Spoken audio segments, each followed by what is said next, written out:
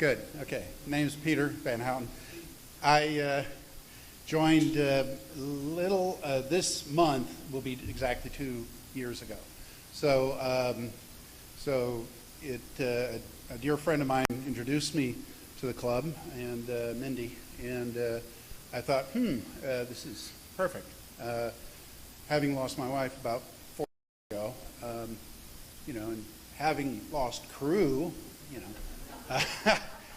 so what a great place to, try to address that. So the thing that I noticed about this club is, everybody is a maniac sailor of some kind or other. But the other thing is that a vast majority, if not all, have lost crew in one way or the other. And those are the two elements that really tie a lot of us together. So that kind of ties into what Laura's asking, is that are we going to continue to keep the club as singles on sailboats?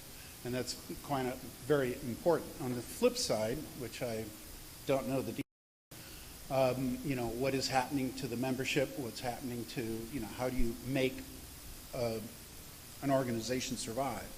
So that's, I don't know.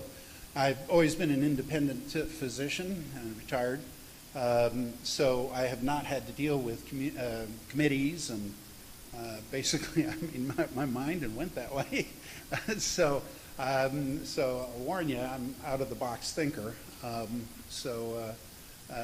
That's kind of where I'm from. Just on the sailing background, my father was a naval officer, and so my entire life we've had boats. And finally in '89, I purchased my boat, and and we've been sailing it ever since. But up and down the eastern seaboard, basically. So with that, I do think I hear a train in the distance, and I think I'm being railroaded right into here. So, but I do believe in volunteer organizations, and that if we don't step up and everyone volunteer and keep it going, it will die. I ran a amateur radio club in North Carolina, and through the pandemic and everything else, and where we couldn't get together, and so we had some issues that were kind of interesting.